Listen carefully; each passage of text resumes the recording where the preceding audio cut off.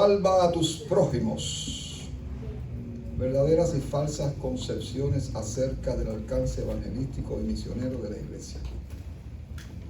Utilizamos 1 Corintios 14, 20 a 25 como referencia, Marcos 28, 18 al 20, que 28, 18 al 20 que se leyó, Hechos 1, 8, Hechos 2, 36 al 42 y 2 Corintios 11, 28 al 29. Yo voy a solamente a exponer uno de estos pasajes brevemente.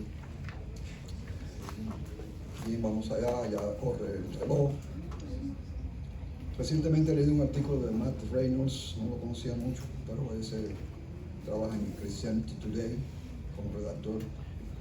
Muy interesante, relativo a la pérdida de membresía en las iglesias evangélicas.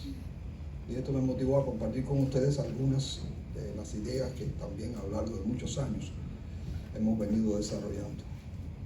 La tesis del artículo difiere de otros puntos de vista, es algo un tantico diferente, pero vamos a ver que las cosas también están cambiando.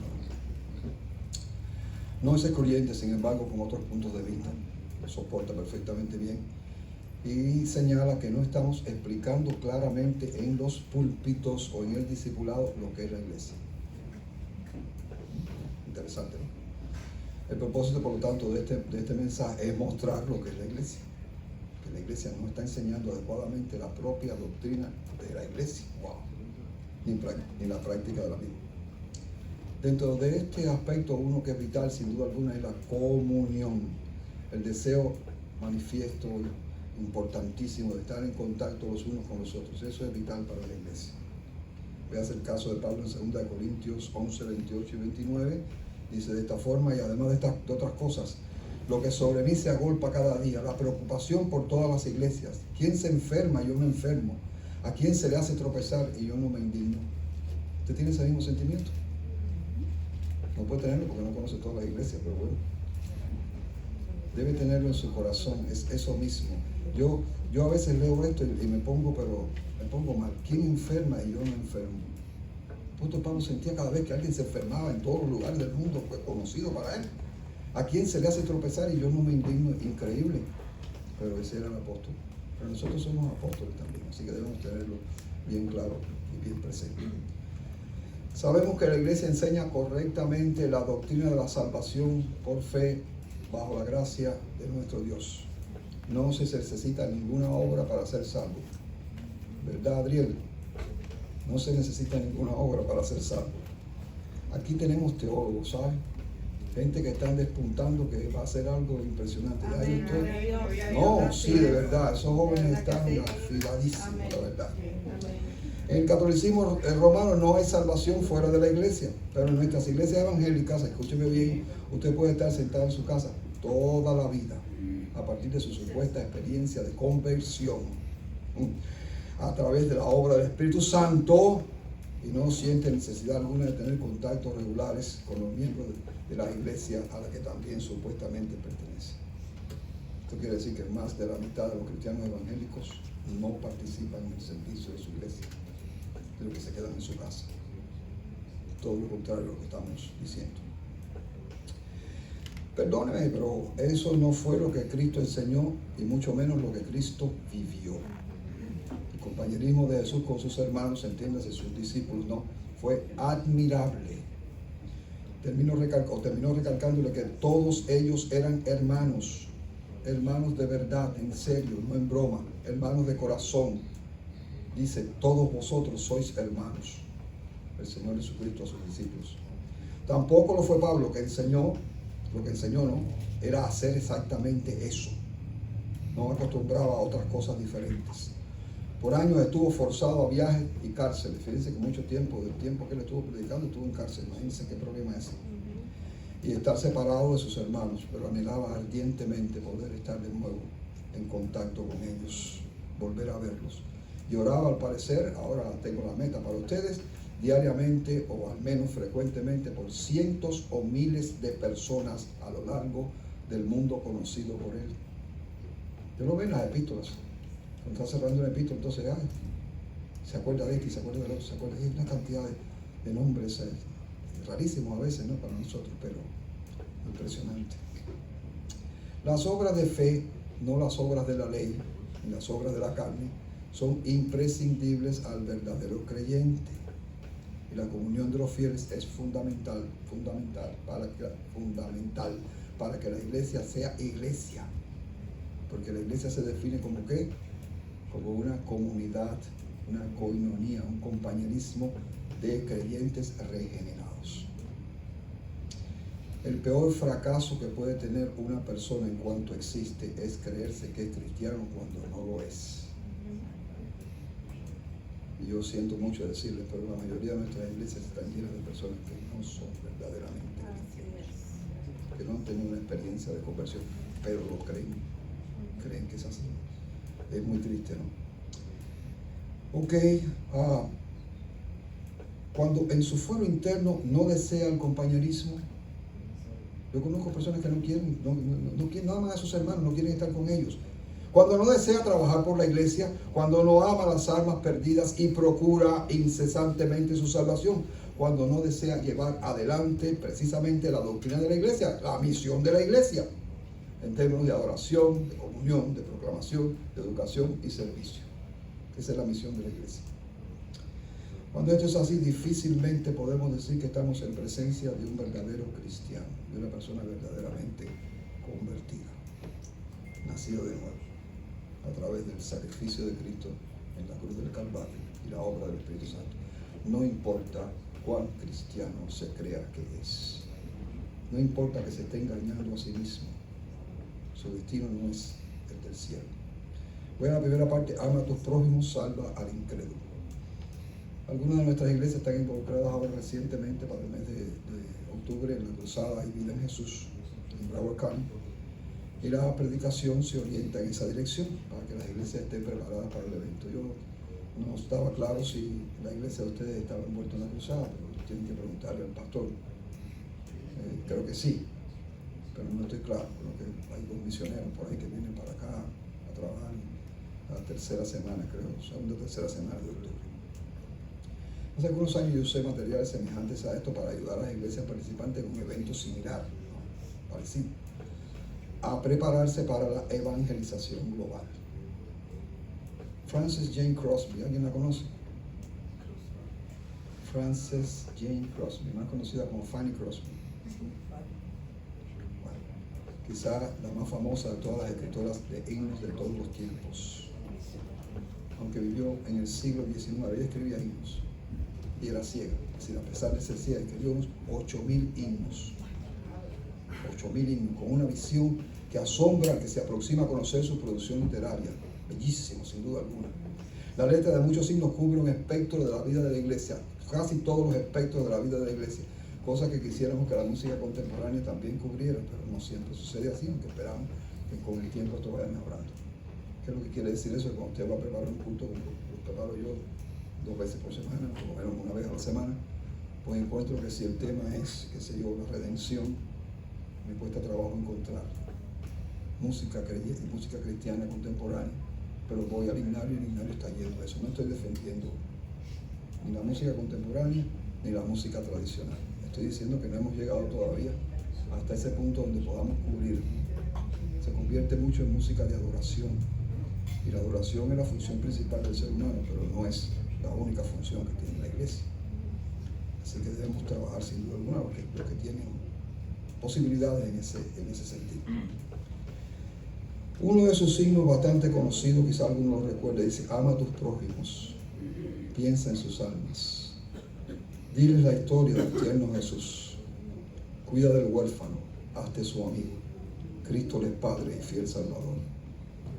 Salva a tus prójimos, Cristo te ayuda, fuerza de Dios será tuya en verdad, Él te bendecirá en tus esfuerzos, con Él disfrutarás la eternidad. El coro dice: salva al incrédulo, mira el peligro, Dios le perdonará, Dios le amará. ¿En qué es avanzado este himno? En algunas cosas. Primero, en que cuando pensemos en las almas tenemos que pensar en que es un alma perdida que hay que rescatar, no su apariencia física, no su inteligencia, no su capacidad de ningún tipo, sino que es un alma con la cual hay que trabajar. Cuida del huérfano, hazte su amigo, dice. Eso es evangelismo relacional, lo descubrimos hace 15 o 20 años, no mucho más atrás. para hacerlo toda una forma de evangelización en la iglesia. Hay que acercarse a las personas. Primero nos acercamos a las personas, establecemos amistad con la persona. Solo después comenzamos a trabajar con el evangelio. Si lo lanzamos de golpe así, es muy probable que la persona no quiera seguir escuchándonos, pero cuando es nuestro amigo las cosas cambian. Ok, voy a dejar el himno porque tendría que hacer un comentario sobre eso que es demasiado largo. Hay cosas que tienen un carácter permanente, ustedes lo saben, la palabra de Dios, la doctrina, la tarea de la iglesia, otras pasan y cambian con una velocidad tremenda. Por ejemplo, las técnicas y concepciones evangelísticas. Yo llevo 65 años envuelto en este asunto de técnicas evangelísticas y he notado unos cambios tan grandes. No hacemos nada ya casi como se hacía en otros tiempos. En breve mi propia iglesia Nueva Vida comenzará con este nuevo énfasis evangelístico y esperamos que arroje lindos resultados. Lo primero que tenemos que hacer es cambiar el sentido en el cual se está moviendo la iglesia, no esta iglesia. Nada de lo que estoy diciendo se refiere directamente a esta iglesia, se refiere a la iglesia de Jesucristo. Necesitamos un culto más lleno del poder de Dios, por supuesto. La adoración tiene que estar ahí. Una celebración santa, sin frecuentes errores como sucede. A veces estamos viendo iglesias, ¿no?, en el internet. Y dicen, ¿cómo que pueden? Han pagado la adoración a la mitad porque se apagó el aparato ese, los micrófonos, y cómo que pues, se pudieron decir semejantes cosas. No, hay que estar libre, pero todo tiene que ser con belleza. Nada rígido ni formalismos, pero con orden. No podemos violar el orden tampoco. Una celebración que nos llene, pero no solo para engordarnos nosotros mismos, que es lo que hacemos constantemente, sino para prepararnos y proveernos de fuerza y de las herramientas espirituales para salir al mundo, alcanzar al incrédulo y atraer al creyente desgajado del tronco, que desgraciadamente constituye un grupo enorme, sobre todo en esta nación de los Estados Unidos. Una clase altamente creciente. Estuvieron en la iglesia, se fueron y no volvieron más. Yo tengo miembros en esas condiciones. Y nadie sabe por qué. La evangelización y las misiones, aunque retienen sus bases inconmovibles, por supuesto el fundamento mismo, por ser bíblicas y permanentes, están cambiando también. Concepciones, ideas que parecían no modificables en el pasado, son hoy consideradas como falsas o imprecisas y bloqueando el desarrollo de las iglesias en lugar de promoverlo. Algunos conceptos evangelísticos y misioneros han sido contemporáneamente reforzados. Ya sabemos que esos son válidos. Veamos primero los aspectos que son reforzados en la evangelización mundial. Este es un mensaje, como notarán, de carácter educativo y práctico, dirigido especialmente a la iglesia, pero también a los amigos, si es que tenemos amigos aquí. Creo que no hay ninguna visita, ¿no? Tiene mal a la vista, ¿te parece? No entiendo. ¿De familia? Los datos que usaremos primariamente son del libro Haga Crecer. No, pero tengo que modificar el mensaje entonces un poquito. Haga crecer su iglesia desde afuera hacia adentro. Esto es del encuestador bautista George Barna, el más famoso de todos nuestros encuestadores, bautista por cierto, ¿no? Publicado en inglés por Regal Books hace algunos años, y que trae información estadística reconocida y altamente valiosa. En algunos casos la he tratado de actualizar, aunque no es muy vieja, 19, algo así, 17, 18. El presente, por lo tanto, es un mensaje de las iglesias crecientes en todos los órdenes, lo que están haciendo para seguir creciendo, y cómo algunas de ellas, aún tratando de crecer, fracasan, y los posibles errores que no deben cometerse. No se pretende modificar los planes de crecimiento de ninguna iglesia, ni de la de ustedes ni de ninguna.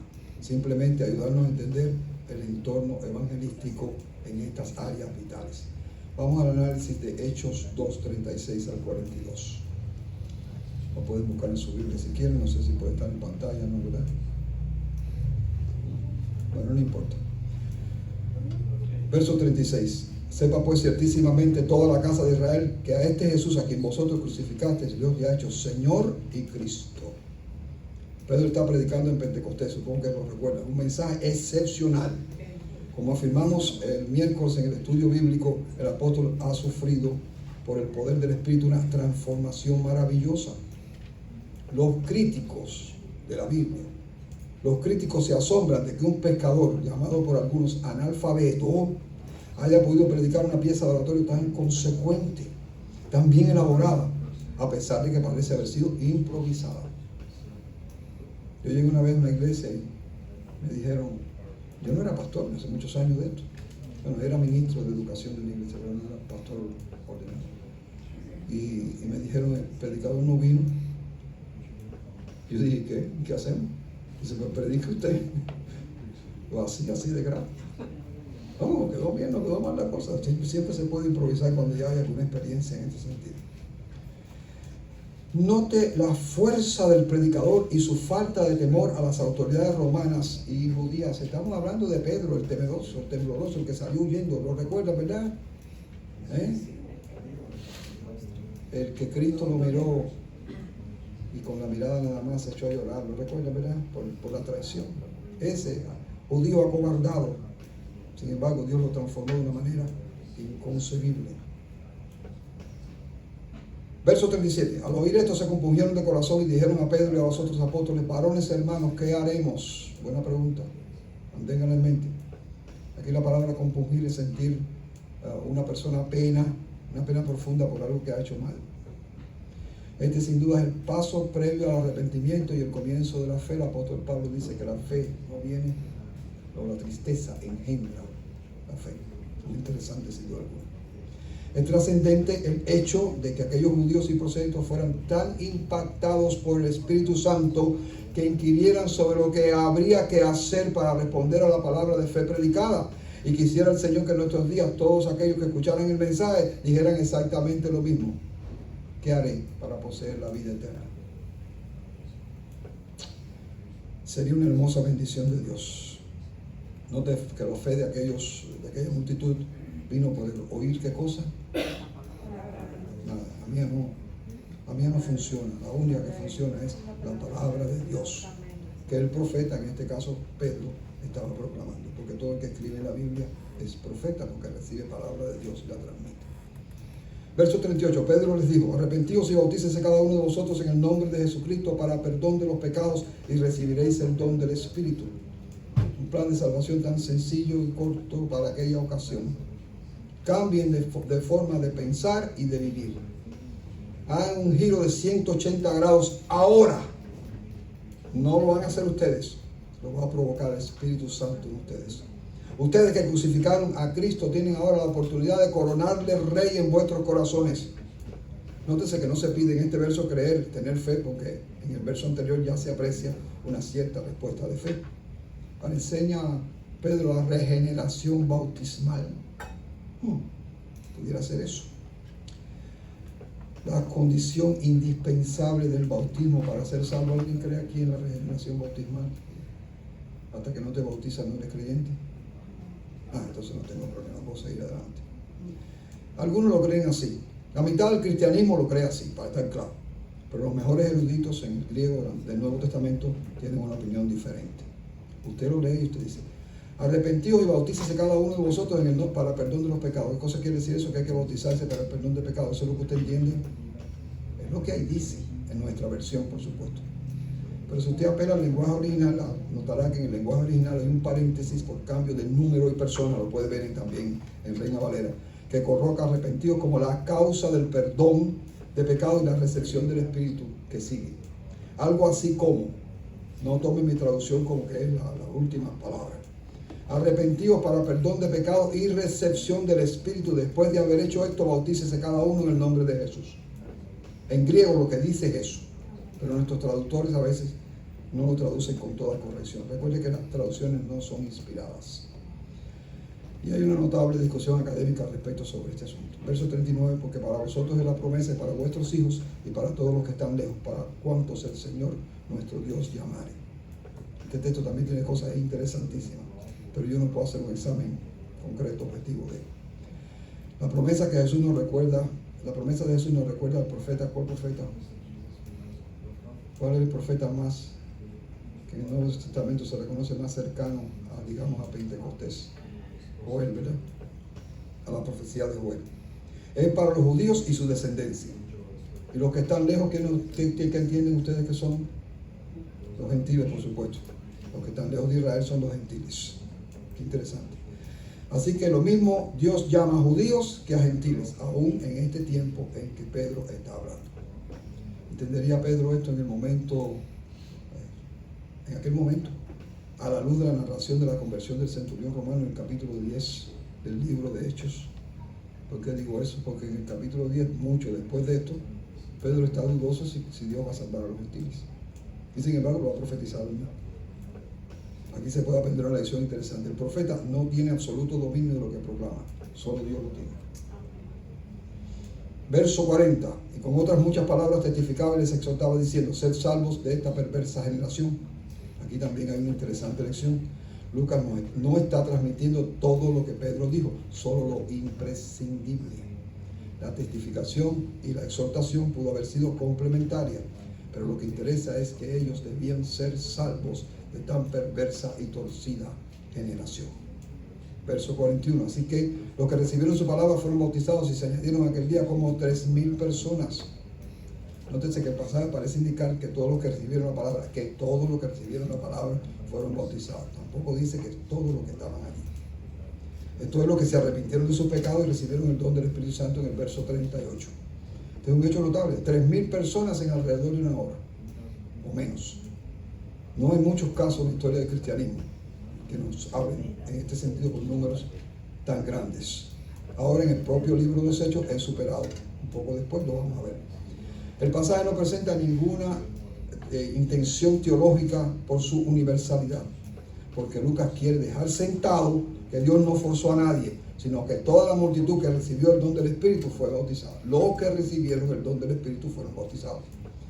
No se dice, pero posiblemente algunos no fueron bautizados. ¿Por qué? Porque no recibieron el don del Espíritu. Verso 42. Y perseveraban en la doctrina de los apóstoles, en la comunión unos con otros, en el partimiento del pan y en las oraciones. Al parecer no hubo deserciones. Se mantuvieron. No hubo deserciones como ocurre en nuestros tiempos. Hace algunos años un joven que asistía a mi iglesia, vino, estuvo como 3 meses, participó en todo. A los 3 meses él preguntó que si podía ser bautizado. Se le dijo que sí, ya tenía tiempo de acuerdo al propio reglamento de la iglesia para ser bautizado. Se le bautizó, se le dio un certificado de miembro de la iglesia y hasta el día de hoy lo estoy esperando. Nunca más regresó a la iglesia. Un hermano de la iglesia me dijo: pero no te diste cuenta, él vino aquí a buscar el certificado porque inmigración le pidió un certificado. Claro, inmigración le pidió un certificado de alguna iglesia de algo en lo que él participara. Anécdota real. Ahora mi pregunta es, eso en tiempos de Pedro, ¿qué le hubiese costado? ¿No se acuerdan de Ananías y Zafira? Pobrecito. Pero Dios tiene hoy mucha misericordia. Hechos 4:4. Pero muchos de los que habían oído la palabra creyeron, y el número de varones eran como 5,000. Un tremendo índice. Entonces, ustedes saben que el Islam es la religión que más crece en términos porcentuales, ¿no? Lo saben, ¿verdad? Más que el cristianismo. Ahora, aproximadamente 74,000 personas se convierten al cristianismo cada día en el mundo desde otras religiones. En un día en Pentecostés, el número relativo se convirtieron 200 veces más personas en Pentecostés que lo que se convierten hoy. Interesante. Hechos 6:7, crecía la palabra y el número de los discípulos se multiplicaba grandemente en Jerusalén. También muchos de los sacerdotes obedecían a la fe. Una iglesia siempre creciente es el ardiente deseo en el corazón de Dios. Note una vez más que los seres humanos llegan al conocimiento de la verdad y la salvación de sus almas por agencia y poder de la palabra de Dios. Y lo interesante aquí es la mención a los sacerdotes, que comúnmente eran saduceos. Una terrible noticia para quién, para Anás y Caifás, que eran también saduceos y que fueron los causantes del proceso a Cristo, que siguieron el proceso a Cristo. ¿Qué pensarían estos dos cuando se enteraron de eso? Que el evangelio ese que perseguían crecía con semejante fuerza. Pero la tercera parte del mensaje tiene como 5, que es la evangelización mundial. La globalización, esa que hoy en la televisión, alcanza a la iglesia. La diferencia antaño establecida entre evangelismo y misiones tiende a desaparecer. Las misiones son evangelismo global, tan válido como el local. Y el evangelismo no es más que una labor misionera en el área circundante a la iglesia. Así que prepárense para también enviar misioneros a otros países, de esos jóvenes por ahí que tienen que estar tan fuertes. Ministros hispanos bien conocidos no estarán este fin de semana, en sus iglesias. Una semana cualquiera. El culto lo va a dirigir quizá un asociado, otro pastor quizá, o un ayudante, quizá un laico. Y pastores misioneros podrán ser encontrados en cualquier lugar del mundo en este fin de semana, en África Occidental, lo mismo que en la selva amazónica, en la Patagonia, en Marruecos o en las estepas rusas. La iglesia se proyecta a un mundo que no ha escuchado el evangelio y al cual muchas veces no se le puede presentar el mensaje directamente, so pena de perder la vida. Pero se necesita todavía una entrega mayor. Creo que la vez anterior que estuve aquí en otra ocasión, pregunté cuál era la causa por la cual Cristo no había venido en su segunda vez. ¿Ustedes recuerdan eso? Ustedes se acuerdan de los mensajes, ¿verdad? ¿Se acuerdan? ¿Por qué Cristo no ha venido su segunda vez? Porque la iglesia no ha cumplido su misión. Porque la iglesia no ha extendido el evangelio hasta lo último de la tierra. Porque quedan miles de grupos étnicos que nunca han escuchado el nombre de Jesús. En materia de evangelismo global, el pasaje clave sigue siendo Hechos 1:8 y lógicamente conectado con la gran comisión que leímos en Mateo 28, 18 al 20. La orden es hacer testigos y a discipular a todas las etnias, unas 14,000 en el mundo. La creciente esfera de testimonio, llamada a veces círculos concéntricos, hay una forma de misionera que se llama así, se extiende hasta lo último de la tierra.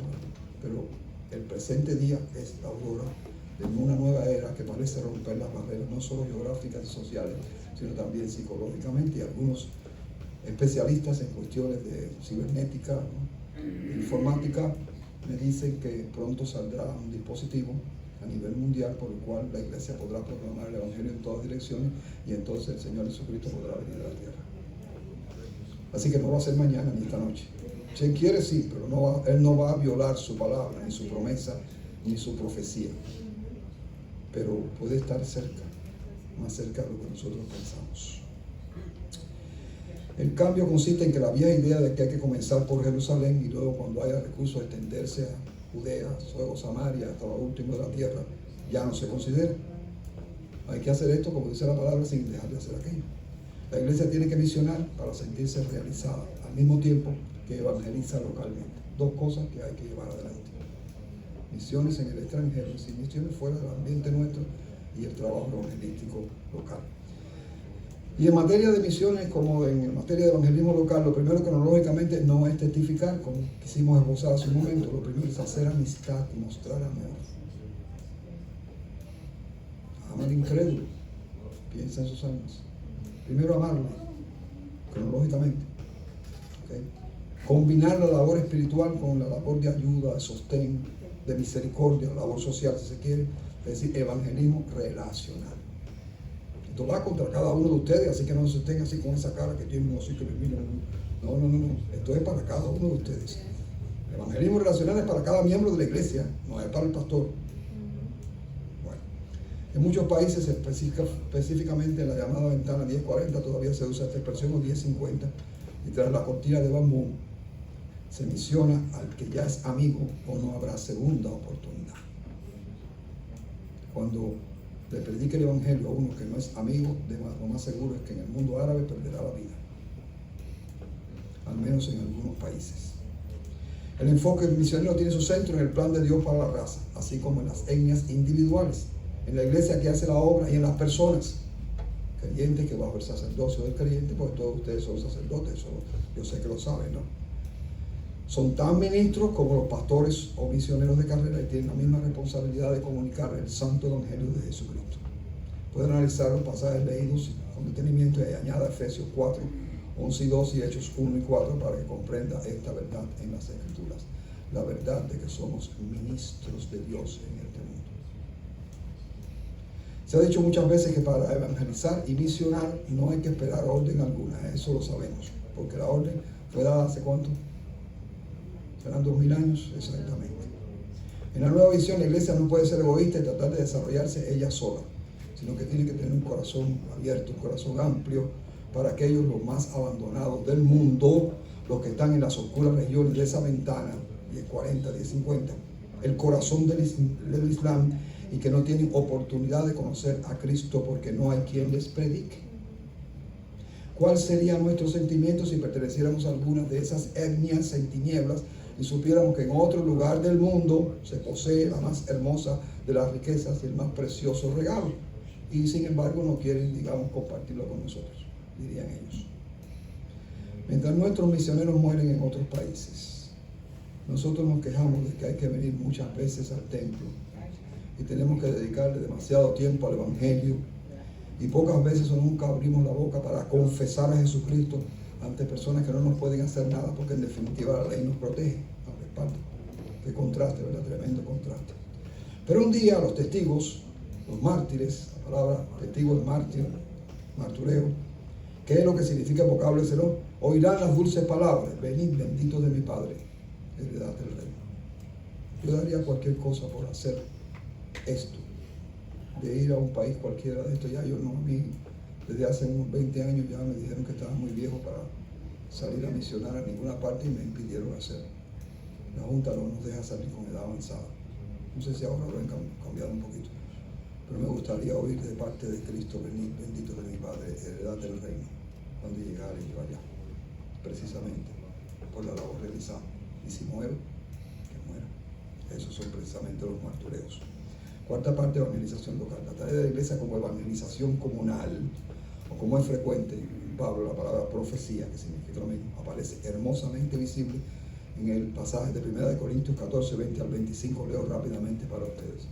No todo lo hago rápidamente. Algunos no pueden ni seguirme, sobre todo los traductores.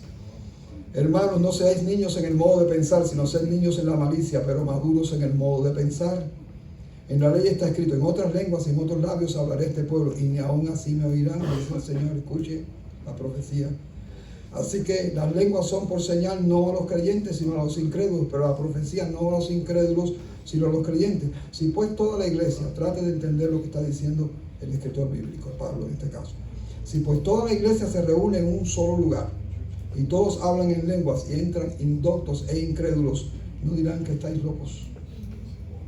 Pero si todos profetizan, todos testifican, todos comunican el mensaje, entra algún incrédulo o indocto, por todos es convencido, por todos es juzgado.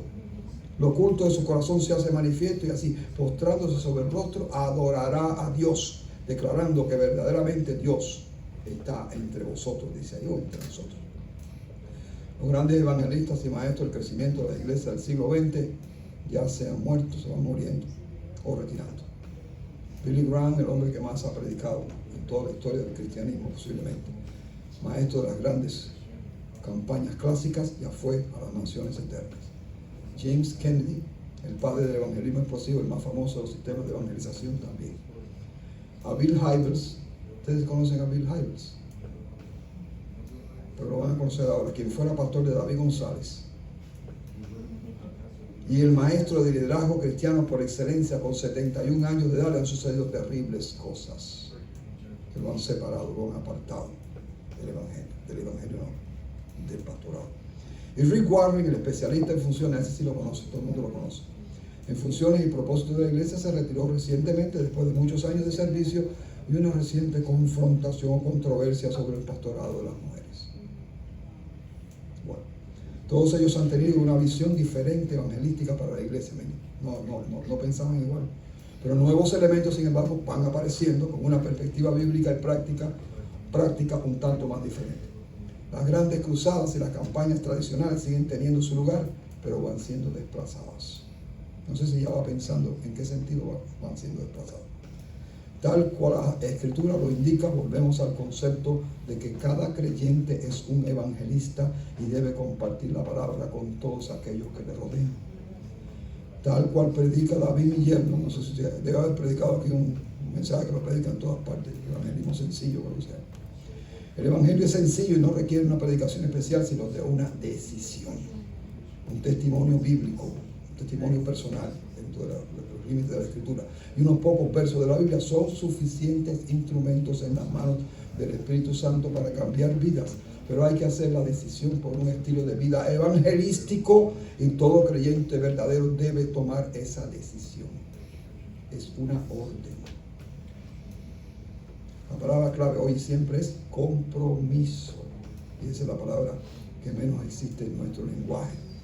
En el transcurso del ministerio de la iglesia, como dije, hay enfoques que hay que sostener porque son bíblicos.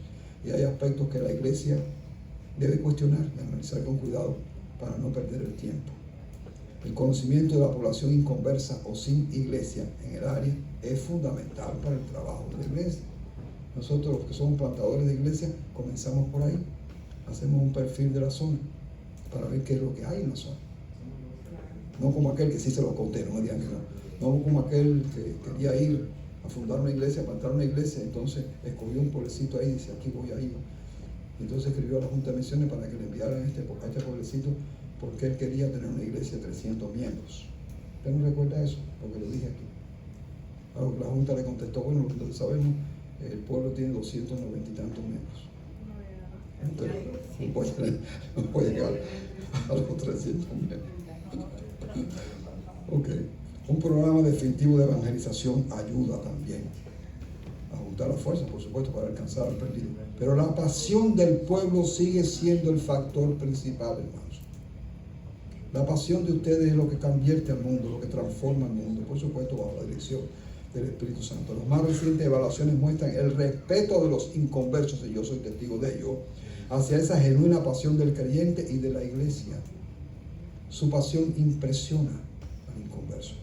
Genuinidad, nos gusta esa palabra, y autenticidad, por ahí hay alguien que usa esa palabra, son palabras clave también. El aspecto que más daño hace, según las encuestas entre inconversos y personas creyentes no vinculadas a la iglesia, es la hipocresía. La hipocresía rampante en muchas congregaciones que declaran vivir los principios bíblicos, pero ellos no los viven. Enseñan a otros los principios bíblicos, pero ellos no los viven. En los Estados Unidos, supuesta ser la nación más evangelizada del mundo, hay una minoría de creyentes nacidos de nuevo, es decir, personas que declaran una relación personal con Dios a través de Jesucristo. Y aquí habrá algunos que lo declaren que no lo tienen, pero bueno, que han confesado y se sienten perdonados de sus pecados y que creen vivirán con Dios por toda la eternidad debido a su gracia salvadora en Cristo. Ahí podemos decir que la mitad de los cristianos no creen que el cielo existe. No se asusten. Ni el infierno tampoco. Y el diablo mucho menos. El mayor grupo del país lo forman personas que no han nacido de nuevo. Unos 180 millones de personas. Virtualmente la octava nación más grande del mundo en población. El otro grupo son personas que se consideran creyentes, pero no están congregados en iglesia alguna. Se trata de más de 100 millones de personas. El país tiene 430 millones de habitantes. Aquellos que se consideran cristianos renacidos son 85 millones. Bueno, pero por lo menos hay 85 millones en nuestra iglesia. Los datos, por supuesto, dependen de la fuente y se presentan superposiciones, porque evidentemente estos están incluidos en el grupo anterior, etc. Mientras que la iglesia mantiene el concepto, el propósito de alcanzar a los inconversos, no debe perder la perspectiva de que por varias razones hay millones de personas que debieran estar sirviendo en la iglesia y no lo están haciendo. Muchos de los cuales se sienten confortables con un cristianismo en casa, cosa que evidentemente es contraria a la Escritura. Para alcanzar ambos grupos se trazan estrategias y se desarrollan conceptos que muchas veces tienden a alejar a la persona de la iglesia y no a acercarla. Las mayores razones que se arguyen para no asistir a la iglesia, que debieran ser tenidas en cuenta, porque algunos de ellos no quisieran sentirse o verse así, son. Algunas personas no quisieran sentirse como esto que sigue aquí, pero así viven. Y en nuestro trabajo, trabajar sobre eso. Falta de tiempo, básicamente por trabajo. Falta de interés, porque la iglesia hoy no tiene nada que ofrecer, porque arriesgado. Creencias diferentes de las que tiene la iglesia, dentro de la iglesia. Yo estuve en una iglesia donde hice una encuesta hace muchos años atrás, ¿no? 400 miembros de la iglesia. Hice una encuesta para los miembros de la iglesia y recibí algunas respuestas que me horrorizaron. Algunos creyentes bautizados realmente eran hinduistas o budistas en sus creencias. ¿Usted puede concebir eso? Pues yo no voy a traer la encuesta para ponérsela a usted. Vamos a ver qué sucede. No tanto. No creencia en la religión organizada o falta de necesidad de adoración en la iglesia. Otras razones menores son, como mencionamos, la hipocresía, que no son tan menores, pero la gente no lo dice. Cuando lo dicen es porque la encuesta es secreta. No tiene que poner el nombre. Pero si tiene que poner el nombre, muchas de estas cosas no se dicen. Hipocresía, inflexibilidad, malas experiencias, esto sí es verdad, cierto, malas experiencias previas. Servicios largos y aburridos, este no es largo, que yo predico largo. Énfasis en el dinero, orgullo, presión, incapacidad física, diferencias familiares, etc. Concepciones erróneas, hoy en la línea final ya. Vamos a ver por qué nos pueden ser útiles en el futuro estas cosas que vamos a mencionar. Para evitarlas, son concepciones erróneas. No 100% erróneas, pero creíamos antes que eran 100% verdaderas. Para eso, para tener presente a la hora que tengamos que alcanzar a los creyentes y al creyente no incorporado a iglesia alguna. Creo que la información que viene de la mejor fuente bautista. Definitivamente los bautistas son quizás los mejores en este sentido. George Barna es quizás el mejor encuestador del país, no sé si del mundo, y es bautista. Él tiene su propia organización, por supuesto. Si alguien disiente de lo que voy a decir, no se preocupe, yo no voy a llorar por eso porque yo no lloro. La última vez que lloré hace 78 años, 77 quizás. Número 1, concepciones erróneas. La mejor manera de atraer a los que no se congregan es a través de eventos en gran escala, grandes cruzadas. La mitad de las iglesias celebran actividades de este tipo, pero ya muchas están abandonadas. Casi todo el mundo reconoce que el evangelismo relacional y el trato persona a persona es la atención verdadera a las necesidades espirituales y son los instrumentos básicos para un alcance mejor. Un mejor alcance. Nosotros hemos probado esto. De hecho, las cruzadas, al estilo de cruzadas internacionales, se realizan sobre la base de establecer una conexión. Si el pastor les anuncia que a lo mejor les anuncia, si no les anuncia que no toman parte en la cruzada, lo primero que usted tiene que hacer es hacer una lista de 10 personas, algunos ya conocen esto, hacer una lista de 10 personas, entre ellas sus propios familiares, los más cercanos. Si usted no quiere que sus hermanos, sus primos, sus hijos, sus padres se conviertan al evangelio, entonces ¿qué hace aquí la iglesia? Pues sencillamente anotar todos esos nombres de personas que están cerca de usted, ¿no? Y comenzar a orar por ellos. Primero oración antes que todo. Después inmediatamente se le invita a la persona. Yo creo que casi nadie rechaza, si es vecino. Oye, voy a tener una comidita en la casa, te estoy invitando para que vengas. O si está muy lejos, voy a comer con un hermano, entonces en tal lado, y te invito a ti también, ¿no? Te invito a comer con nosotros si quieres. Mira, ella está ahí, está en otro mundo, pero yo estoy diciéndole que la estoy invitando a comer con nosotros hoy. Y entonces comienza una relación. Es más fácil obtener resultados cuando la persona tiene una relación emocional, una conexión, que cuando se paran en el medio de la calle. Por eso los testigos de Jehová fracasan. Todo el mundo cree que los testigos de Jehová son lo mejor del mundo. Mira, ella fue testigo de Jehová. Ay, no, mejor, yo también. No, yo no. Yo cuando yo me enfrento con ellos, yo me divierto con ellos. Yo digo, todo lo que hacen lo hacen mal hecho. Todo lo que hacen lo hacen mal hecho. ¿Cómo que todo? Claro que sí. Usted no se da cuenta que la inmensa mayoría de las personas no abren la puerta porque ustedes son torturantes. Cuando usted llega y después quiere seguir viniendo y seguir. Así no es la cosa. Usted aleja a la gente. ¿Me deja hacer una de esos personas? Descuénteme de tiempo, sí. Diga. Voy a pagar, le dice la cajera. Le digo, ¿usted me acepta un tratado? Sí. ¿Usted es testigo de Jehová? No. Ah, debe el tratado. Así es. Y me dijo, siempre explique antes de dar el tratado, usted no es testigo de Jehová. Es la cajera. Y cuando no era bautista. toca una puerta igual también.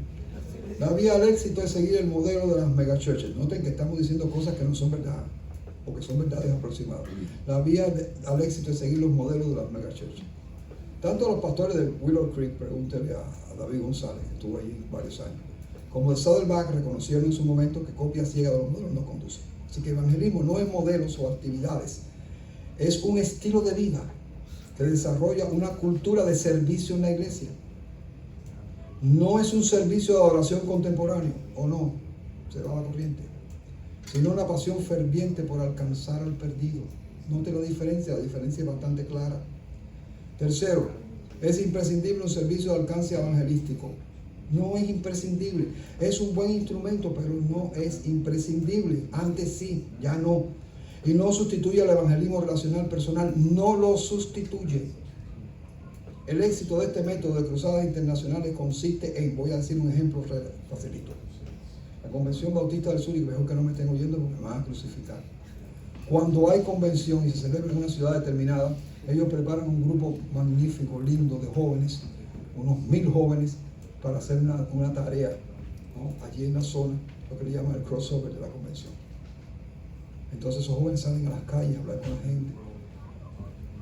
Llevan 1000 jóvenes y obtienen 300 o 400 profesiones de fe.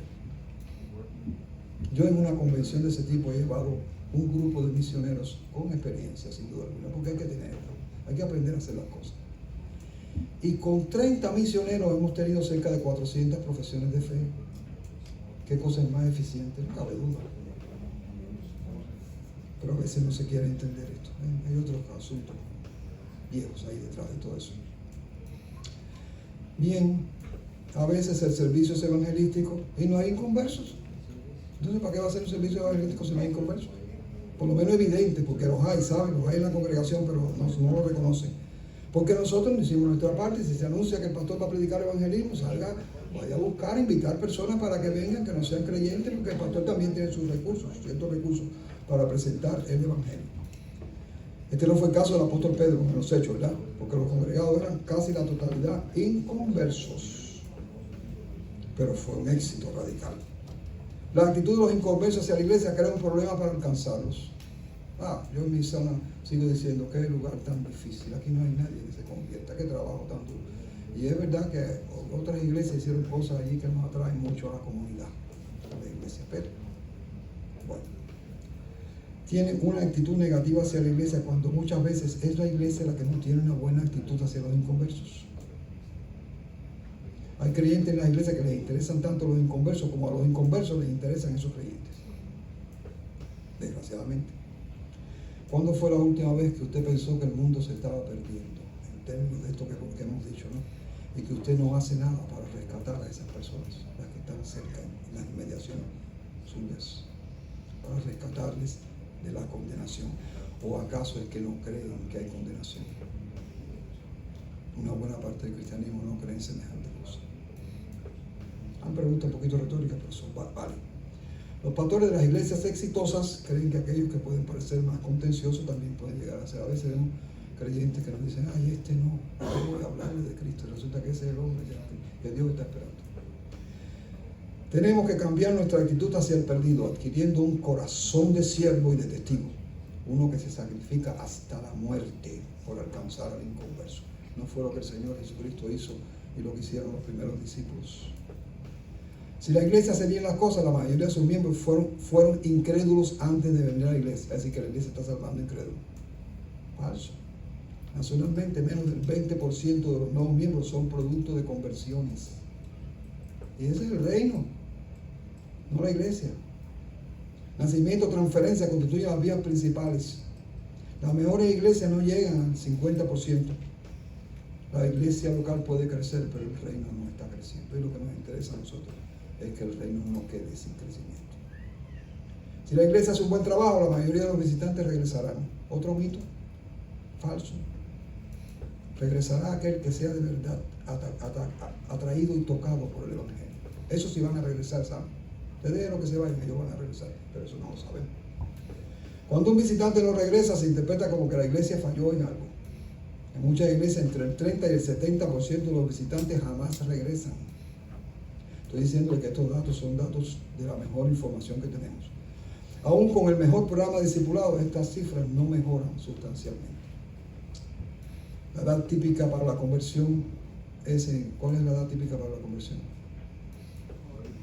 ¿En qué edad se convierte más la gente? Entre los 8 y los 13 años. Donde se produce, ahí está el trabajo con los niños y con los jóvenes. Donde se produce el 32% de todas las conversiones. Son 6 años y el 32%.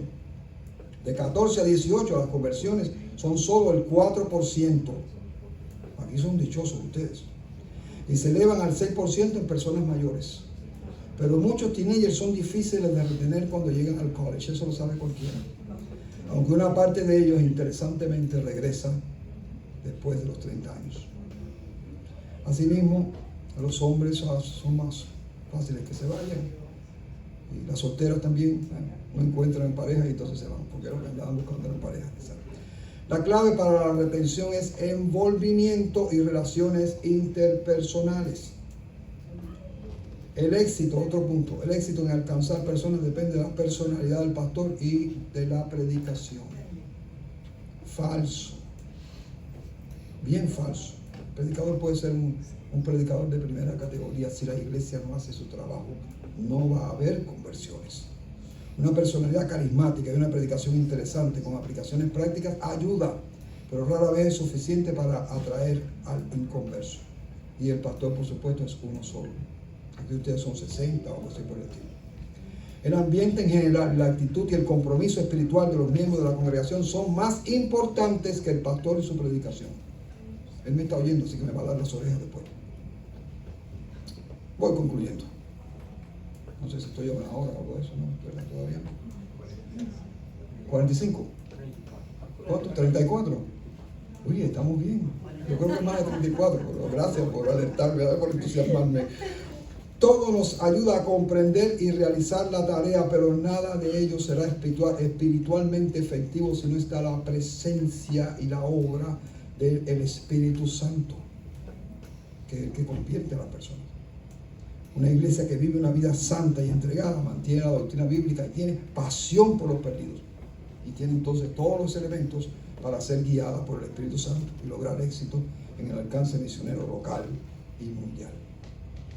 Dije al principio que este es un mensaje educativo y práctico para la iglesia. Quiero que se visualice a la persona o personas que usted cree que son las que más ama o admira. ¿Qué pasaría si alguno de ellos viniera un día y le dijera, me has defraudado? A mí me pasó una vez. Creo que a muchos cristianos ya maduros les ha pasado. ¿Y qué has hecho? Bueno, la semana pasada me entregué a Cristo. Te conozco hace 50 años, te 30 años junto conmigo y nunca oí hablar la palabra de Dios. Y el día que la oí, me transformó. ¡Wow! Está fuerte, ¿verdad? ¿Cómo se sentiría? Creo que trataría de averiguar el porqué y trataría de corregir el problema. Debe decirle con toda autoridad que Dios se siente defraudado por nosotros. Defraudado por nosotros como iglesia y como pueblo de Dios, porque no hemos alcanzado, como dije al principio, su propósito de salvación. Romanos 10, 14 y 15, ¿cómo pues invocarán aquel en el cual no han creído? ¿Y cómo creerán en aquel de quien no han oído? ¿Y cómo oirán sin haber quien les predique? La parte positiva. Bueno, ¿cómo predicarán si no fueren invitados? Como está escrito, enviados. Cuán hermosos son los pies de los que anuncian la paz, de los que anuncian buenas nuevas. ¿Cómo son entonces los pies de los que no anuncian? Si son hermosos los pies de los que anuncian, los que no anuncian, ¿qué pies tienen? Uy. Bueno, casi ningún ser humano tiene pies realmente bonitos. Enviados, ya fuimos, porque la orden está dada a todo verdadero creyente desde la ascensión de Jesús. Segunda de Timoteo 4:2, te encarezco delante de Dios y del Señor Jesucristo, que juzgará a los vivos y a los muertos en su manifestación y en su reino, que prediques la palabra, que instes a tiempo y fuera de tiempo, redarguye, reprende, exhorta con toda paciencia y doctrina. Y créame que no solo a Timoteo le fue dicho esto, sino a todos nosotros. La encomienda. 1 Corintios 9:16, pues si anuncio el Evangelio no tengo por qué gloriarme, porque me es impuesta necesidad. Y ay de mí si no anunciar el Evangelio. Cada uno de nosotros tiene que decir, ay de mí si no anuncio el Evangelio. Por lo cual, si lo hago de buena voluntad, recompensa tendré. Pero si de mala voluntad, la comisión me ha sido dada, es decir, me ha sido encomendado hacerlo. Quizá usted pregunte, mi amado hermano, ¿cuál es en definitiva la conclusión de la conclusión? La conclusión es, pídale al Señor que desarrolle en usted un amor apasionado por el inconverso. La decisión y el compromiso de transmitir el Evangelio a tiempo y fuera de tiempo. Hasta hoy el problema del Evangelio somos nosotros. Hasta hoy la solución también. Ya no piense, soy el problema. Piense, soy la solución. Y pongo mi vida al servicio del reino y del prójimo para su salvación. La parte que sigue era específicamente para si había una persona que estuviera visitándonos, ¿no? Que no conociera el Evangelio. De cualquier forma, hay unos poquitos minutos que quedan. Voy a decirle algo que les pueda ayudar también, modificándolo un poco. Quizás hay alguien entre nosotros, o habrá la semana que viene alguien, ¿no? Que no ha llegado al conocimiento del Evangelio. Y al que amamos, no lo habíamos amado, pero lo conocimos y por lo tanto le amamos con el santo amor de Cristo. Por favor, hágaselo saber. Hágale saber, comunique el mensaje de las Escrituras. Háblele al inconverso. Cristo te ama y quiere tener la eternidad contigo porque eres pecador. Has infringido la eterna ley moral de Dios, como ustedes son todos seres humanos. Y Dios no tolera el pecado. Este es un mensaje que si se lo aprende de memoria le puede servir para hablar con cualquier persona. Dios no tolera el pecado. No lo puede tolerar porque es un Dios santo. Para salir de tu condición, solo la gracia de Dios puede lograrlo. Por eso en su amor ha provisto salvación en Cristo y solo en Él, convirtiéndolo en el único camino de salvación. Muy importante que le digas, tienes que nacer de nuevo. Ahí está la piedra de toque, el fenómeno fundamental cuando usted está testificando. Tienes que nacer de nuevo. Ya yo nací de nuevo. ¿Cuándo? Cuando tenía 8 días de nacido que me bautizaron. No, perdón, eso no es lo que dice la Biblia, eso no es lo que dice Juan capítulo 3. Y cuando usted empieza a indagar, aún aquellos que dicen, no, yo cuando era joven, yo conocí a Cristo. Y sí, conociste a Cristo, ¿y dónde estás ahora y qué estás haciendo? No, hace 30 años que no voy a la iglesia. Tienes que nacer de nuevo, pero no puedes perder el tiempo, porque ahora es el tiempo, como dice la propia palabra, el momento para ello. Simplemente tienes que arrepentirte, depositar tu fe en Cristo Jesús, el único nombre en que puedes ser salvo, y confesarle a Él con sinceridad tu condición. Y Él hará, como dice la palabra, hará de ti alguien listo para entrar en su reino por toda la eternidad. Eso es lo que usted tiene que decirle. Es bien sencillo, bien fácil a las personas. Después vienen las preguntas. Bueno, ya es tiempo de que despertemos del sueño. La iglesia tiene 4 años, ¿no? ¿Cuántos años tiene la iglesia? 5. Ahí está.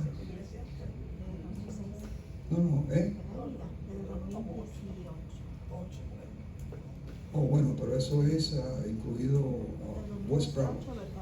Verdad y Vida desde 2018. 18. Te entendí 8. Está bien. Desde el 2018. Ok. Ya es tiempo de despertar en todos los planos. Que así sea. No sea que dormidos nos quedemos sin iglesia. Todos podemos, es cosa de compromiso personal con Dios. Estoy seguro que el pastor de esta iglesia está listo. Estoy seguro también que me está oyendo. Está diciendo, ay, este hombre que Dios me metió. ¿Lo estará usted también? Concluyo. Cuando salga del templo, ahora coja, salga caminando, si puede acercarse a mí y decirme estoy listo, seré extraordinariamente feliz.